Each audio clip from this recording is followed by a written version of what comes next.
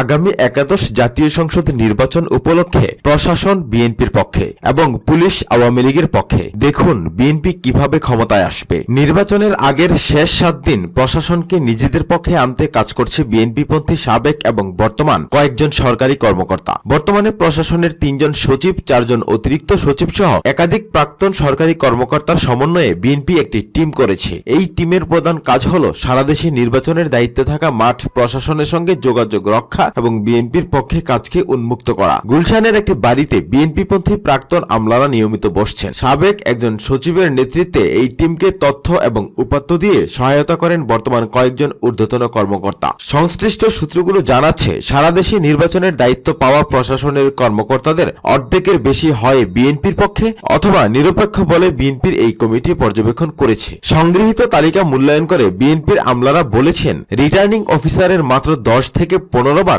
সরাসরি আওয়ামী লীগের পক্ষে কাজ করবে, আর 10 থেকে 15 ভাগ প্রচ্ছন্নভাবে আওয়ামী লীগকে সহায়তা দেওয়ার চেষ্টা করবে। এর বাইরে 70 ভাগ রিটার্নিং অফিসারই নির্বাচনে হয় নিরপেক্ষ থাকবে অথবা বিএনপির প্রতি সহানুভূতিশীল হিসেবে কাজ করবে। বিএনপিপন্থী আমলারা দলের শীর্ষ নেতাদের আশ্বস্ত করেছেন যে সঠিক সময়ে প্রশাসন সঠিক দায়িত্ব পালন করবে। পরিস্থিতি এবং পারিপার্শ্বিকতার কারণে তারা এখন আওয়ামীপন্থী হিসেবে নিজেদের উপস্থাপন করছে। বিএনপির আমলাদের টিম মনে করছে নির্বাচনে সেনা মোতায়েন হলে অথবা নির্বাচনের ভোট গ্রহণের দিন তারা যথাযথ ভূমিকায় অবতীর্ণ হবে। বিএনপির আমলারা ছোট ছোট গ্রুপে বিভক্ত হয়ে মাঠ প্রশাসনের সঙ্গে নিয়মিত যোগাযোগ রক্ষা করছেন। সচিবালয়ে কয়েকটি গুরুত্বপূর্ণ মন্ত্রণালয়ে থাকা কয়েকজন কর্মকর্তাও নানা অজুহাতে মাঠ প্রশাসনের সঙ্গে নিয়মিত যোগাযোগ রাখছে। প্রশাসনে বিএনপির পক্ষে কাজ করা এই আমলারা মনে করছে সিভিল প্রশাসন নিয়ে কোনো সমস্যা নয়, মাঠ প্রশাসনে নির্বাচনের দায়িত্ব পালনকারীরা বিএনপির পক্ষেই থাকবে। কিন্তু সমস্যা হলো পুলিশ প্রশাসন এবং আইন প্রয়োগকারী সংস্থা। বিএনপির আমলাদের মূল্যায়ন হচ্ছে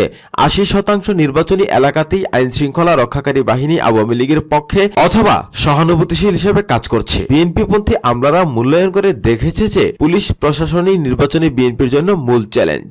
মাঠ পর্যায়ে পুলিশ বাহিনী পুরোপুরি আওয়ামী লীগের নিয়ন্ত্রণে বলেও বিএনপির প্রাক্তন আমলারা মনে করছে। যে কয়েকজন বিএনপিপন্থী বা বিএনপির প্রতি সহানুভূতিশীল পুলিশ কর্মকর্তা আছেন তারা হয় নির্বাচন প্রক্রিয়া থেকে দূরে অথবা বিএনপি অধ্যুষিত এলাকায় তাদের পোস্টিং দেওয়া হয়েছে, যেখানে আসলে তাদের তেমন কিছুই করার নেই। তবে বিএনপিপন্থী আমলারা মনে করছেন সেনাবাহিনী নামলে পরিস্থিতি পাল্টে যাবে। এ সময় মাঠ প্রশাসন সেনা সহায়তা নিয়ে অনেকটা শৃঙ্খলা ফিরিয়ে আনতে পারবে বলেও তারা মনে করছেন। বিএনপিপন্থী আমলারা মনে করছেন সেনাবাহিনী মাঠে নামলে পুলিশের ক্ষমতা কমে যাবে, তখন পরিস্থিতি আওয়ামী লীগের পক্ষে থাকবে না। প্রিয় দর্শক শ্রোতা, আমাদের ভিডিওটি যদি আপনাদের ভালো লেগে থাকে তাহলে লাইক এবং শেয়ার করবেন, আর নিত্য নতুন খবর সবার আগে পেতে আমাদের চ্যানেল সাবস্ক্রাইব করে আমাদের সঙ্গেই থাকবেন। ধন্যবাদ আপনাদের সবাইকে।